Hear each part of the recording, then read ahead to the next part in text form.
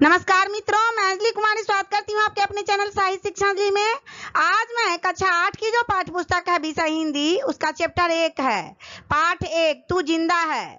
तो इस पूरे पाठ को आसान भाषा में समझेंगे और इस चैप्टर को शंकर शैलेंद्र जी ने लिखा है और वो कह रहे हैं कि हम आप अगर जिंदा हैं तो जितनी जीवन में जितनी भी परिस्थितियां आए, सुख आए, दुख आए, सबको आसानी से सॉल्व कर सकते हैं, सारे प्रॉब्लम को आसानी से हम झेल सकते हैं। इस चैप्टर को शंकर शैलेंद्र जी ने लिखा है और आप लोगों के सहूलियत के लिए यहाँ पर हम क्या किए हैं, हिंदी अर्थ लिख दिए हैं ताकि आप लोग क्लास 8 के बच्चे हैं, आप लोगों को किसी तरह का दिक्कत ना हो। और आप लोग अगर साथ साथ हिंदी अर्थ बोलते चलेंगे तो आप लोगों को लिखने में कठिनाई हो सकती है। तो यहाँ पर अगर कठिनाई होगी तो आप लोग पॉज करके इसका हिंदी अर्थ लिख सकते हैं। और यह चैप्टर जो है ना, इम्पोर्टेंट चैप्टर है एग्जाम के लिए, क्योंकि किसी 4 लाइन को आपको 4 लाइन को कहेगा कि कोई भी 4 लाइन ले लेगा, कहेगा कि इसका भावार्थ लिखने के लिए। तो भावार्थ कैसे लिखिएगा? जब तक पूरे चैप्टर को नहीं समझिएगा तब तक भावार्थ कैसे लिख पाइएगा? तो देखिए, पूरे चैप्टर को समझिए और जहां दिक्कत हो वहां पर आप कमेंट बॉक्स में कमेंट कीजिए। देखते हैं कि शैलेंद्र जी ने क्या कहा है। तू जिंदा है तो जिंदगी को जीत में यकीन कर, अगर कहीं है स्वर्ग तो उतार ला जमीन पर। शैलेंद्र जी कह रहे हैं कि अगर तू जिंदा है, जिंदा का क्या अर्थ होता है? आत्मविश्वास। आप में, मेरे में आत्मविश्वास है तो हम क्या करेंगे? जिसमें आत्मविश्वास होता है ना, वह हारने के बाद भी मन से नहीं हारते। वो टूट जाते हैं लेकिन टूटने के बाद भी मेहनत करते हैं और जब मेहनत करते हैं तो जिंदगी में उनकी जीत होती है और यह विश्वास के साथ करते हैं। फिर शैलेंद्र जी कह रहे हैं कि यदि कहीं स्वर्ग है तो तुम मेहनत, कर्म और लगन से उसे जमीन पर उतार लो। मेहनत करके क्या करो? कर्म करके, कर्म के बदौलत उसे जमीन पर ले आओ, अर्थात मेहनत से ही अपनी धरती को स्वर्ग के समान बना लो। ये गम के और 4 दिन, सितम के और 4 दिन। कवि कह रहे हैं कि ये गम के और 4 दिन, सितम के और 4 दिन, ये दिन भी जाएंगे गुजर, गुजर गए 1000 दिन। कवि कह रहे हैं कि जब 1000 दिन गुजर गए तो ये दिन भी गुजर जाएंगे। देखिए क्या कहते हैं कि सुख और दुख जिंदगी में क्या होता है? आता जाता है। सुख के बाद दुख, दुख के बाद सुख, आते रहते हैं ये दोनों चीजें। आज के दिन भी यदि हम दुख में हैं, किसी को आज कष्ट है, दुख है, तो क्या होगा? वो दिन बैठा रहेगा तो नहीं, वो तो गुजर जाएगा, क्योंकि दुख के बाद सुख का आना तय है और उसी तरह सुख के बाद दुख का आना तय है। दोनों में कहा जाता है कि सुख दुख दोनों भाई है, तो दोनों का आना तय है, सुख के बाद दुख और दुख के बाद सुख। फिर यही कह रहे हैं कि कभी तो होगी इस चमन पे भी बहार की नजर, अगर कहीं है स्वर्ग तो उतार ला जमीन पर। कह रहे हैं कि तू अपने सुकर्म से, सुकर्म क्या होता है? अच्छा कर्म। जब मनुष्य अच्छा कर्म करता है तो उसे सुकर्म कहा जाता है।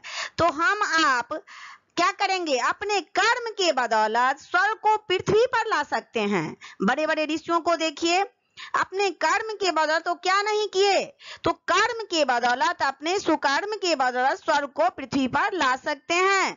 कैसे? यदि तू जिंदा है तो जिंदगी के जीत पर विश्वास रख करके कि जिंदगी में जीत निश्चय है। तो अगर जिंदा है, आप में आत्मविश्वास बचा हुआ है तो जीत पर विश्वास रहेगी ही। सुबह और शाम के रंगे हुए गगन को चूम कर तू सुन जमीन गा रही है कब से झूम झूम कर। कवि कह रहा है कि सुबह और शाम लाल रंग से रंगे गगन को चूम कर जमीन झूम झूम कर गा रही है। सुबह क्या होता है? जब सूर्योदय होता है तो देखिएगा कि क्या रहता है? लाल रंग आसमान में दिखाई देते हैं, सुबह में भी और शाम में भी। तो सुबह और शाम लाल रंग से रंगे गगन को चूम कर जमीन झूम झूम कर क्या कर रही है? गा रही है। अर्थात सुख दुख दोनों में एक समान रहने वाले आकाश को देखकर पृथ्वी क्या हो रही है? इसका अर्थ निकलता है कि आनंदित हो रही है, प्रफुल्लित हो रही है। तू आ मेरा सिंगार कर, तू आ मुझे हसीन कर, अगर कहीं है स्वर्ग तो उतार ला जमीन पर। फिर आगे कह रहे हैं कि तू जिंदा है तो, कह रहे हैं कि पृथ्वी गाती हुई हमें कह रही है कि अपने मेहनत से मेरा सिंगार कर, अपने कर्म के बदौलत, अपने मेहनत के बदौलत क्या कर, मेरा सिंगार कर, कह रहा है। यहाँ कहा जा रहा है सिंगार का क्या अर्थ होता है, खेती से हरा भरा करना। जमीन क्या चाहता है, जमीन का सिंगार क्या होता है, उस पर हरे हरे खेत रहते रहते हैं तो उसका सिंगार वही हुआ ना। तो खेती को कह रहे हैं कि हरा भरा करने के लिए, और अगर कहीं स्वर्ग है तो उसे उतार कर जमीन पर ला दे। और कैसे ला दे, यदि तू जिंदा है तो जिंदगी की सफलता पर विश्वास करके, आप में आत्मविश्वास बचा हुआ है तो जिंदगी की सफलता पर विश्वास करना होगा। आगे कह रहे हैं कि हजार भेष धर के आई मौत तेरे द्वार पर, मगर तुझे न छल सकी चली गई वो हार कर। कवि कह रहे हैं कि कई तरह के सुख दुख जीवन में आते जाते रहते हैं, मेरे भी जीवन में, आपके भी जीवन में, सारे मनुष्यों के जीवन में, सारे जीवों के जीवन में सुख दुख का आना जाना तय है। सुख भी आते हैं और दुख भी जाते हैं। तो कई तरह के सुख दुख जीवन में क्या होते हैं, आते जाते रहते हैं, लेकिन हमें उनसे क्या करना चाहिए, लड़ना चाहिए। किसके बदौलत, आत्मविश्वास के बदौलत। उनसे हारना नहीं चाहिए। अगर हम ऐसा करेंगे तो हमारा क्या करेंगे, हजार बार जो मौत आते हैं ना, कुछ भी नहीं बिगाड़ पाएंगी, और नई सुबह प्रतिदिन आकर हमें नई उम्र प्रदान करती रही है। हमारे जब सुख दुख से कोई प्रभाव नहीं पड़ेगा तो प्रतिदिन नई सुबह आएगी और हमें नया जीवन मिलेगा। अगर कह रहे हैं कि नई सुबह के संग सदा तुझे मिली नई उम्र, अगर कहीं है स्वर्ग तो उतार ला जमीन पर। और फिर जब नई सुबह के साथ हम जिएंगे तो हर नई सुबह का धन्यवाद करेंगे हम, और धन्यवाद करते हुए अपने मेहनत से अपनी ही धरती को, अपनी ही धरती माँ को क्या करेंगे, स्वर्ग के समान बनाएंगे। कैसे, तो जिंदा है तो जिंदगी में सफलताएं अवश्य मिलेगी, ऐसा विश्वास कर।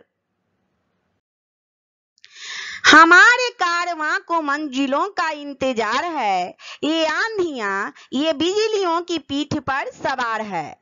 कारवां का क्या मतलब होता है, लक्ष्य। अब मेरे जीवन का, आपके जीवन का कुछ ना कुछ लक्ष्य होगा ना, कि 8 में गए, फिर 9th में जाएंगे, 10th में जाएंगे, आगे सफलता हासिल करेंगे। तो लक्ष्य होता है, प्रत्येक मनुष्य के जीवन का कुछ न कुछ लक्ष्य अवश्य होता है और होना भी चाहिए। तो हमारे जो काफिला है ना, काफिला किसको कहा जाता है, मानव समुदाय, हम लोग एक साथ मिलके रहते हैं ना, उसको काफिला कहा जा रहा है। तो हमारे मानव समुदाय को मंजिलों या लक्ष्य का क्या रहता है, इंतजार रहता है कि कब हम सफलता पा लें। जो आंधियों और बिजलियों यानी सुख दुख के पीठ पर सवार होकर आगे बढ़ रहे हैं, लक्ष्य प्राप्त करने के लिए तो सुख दुख दोनों को पार करना पड़ेगा ना। और जब सब आगे बढ़ रहे हैं तो हमें भी कदम से कदम मिलाकर अपने मंजिलों को प्राप्त करना चाहिए। मेरे साथ और भी लोग होंगे, आपके साथ और भी स्टूडेंट होंगे, लेकिन क्या होगा, होंगे तो होंगे, हम अपने कदम से कदम मिला करके उनके साथ मंजिलों को प्राप्त करेंगे।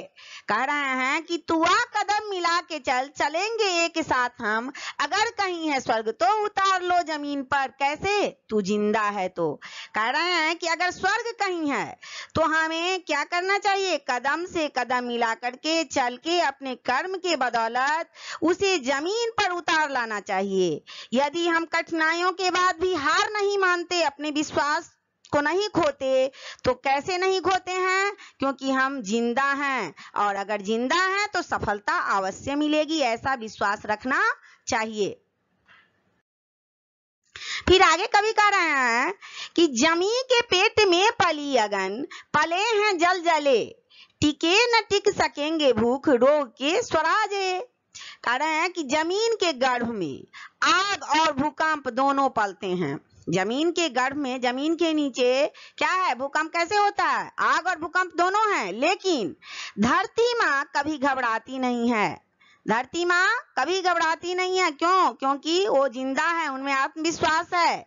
उसी प्रकार भूख, बेरोजगारी, बेकारी रूपी रोग का अपना राज्य नहीं टिक सकेगा। मुसीबतों के सर कुचल चलेंगे एक साथ हम, अगर कहीं है स्वर्ग तो उतार ला जमीन पर। कैसे? तू जिंदा है तो।